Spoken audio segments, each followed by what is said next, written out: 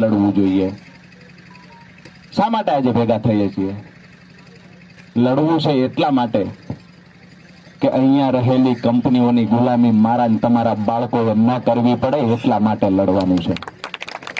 વાસ્તવિકતા એ છે કે રોડ તૂટેલા છે, તમામ યોજનાઓમાં ભ્રષ્ટાચાર થાય છે। અહીંયા વાત કરીએ તો 98 માં ખાતમુહૂર્ત કરવામાં આવ્યું અને ત્યારથી લઈને આજ દિવસ સુધી જો વંગડીનો કાઢીઓ જે લોકો નથી બનાવી કે આ કાઢીઓ અમારા સૌરાષ્ટ્રમાં નેફો કે હવે જેનાથી નેફો નથી બનતો નેફા વગરની સરકારનો ભરોસો ન હોય।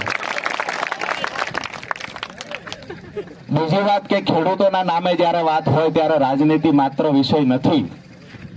અહીંયાથી ઈસુદાનભાઈને પૂછ્યા વગર એક નવી જાહેરાત કરું છું કે અહીંયાના ધારાસભ્ય માન્ય મંત્રીશ્રીને કહીએ છીએ, તમે પણ ખેડૂતના દીકરા છો, તમારા હગાવાલા પણ ખેડૂત છે।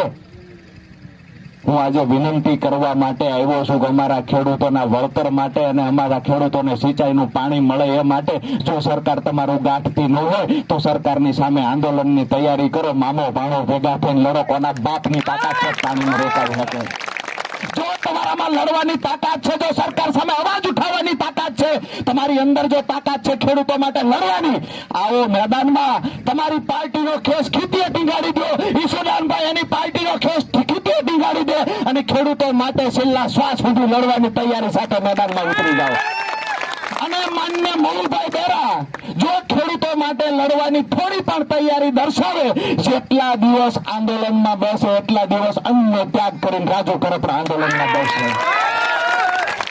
મહત્વની વાત એ છે કે રાજનીતિને છોડો સાઈડમાં, મારા ને તમારા હગાવાલા, મારા ને તમારા સમાજના હું હર હંમેશા કહું છું હું ખેડૂતનો દીકરો છું, એટલે તમામ ખેડૂત મારો પરિવાર છે અને પરિવાર માટે લોહી રેડી દેવું ને મારું કર્મ છે।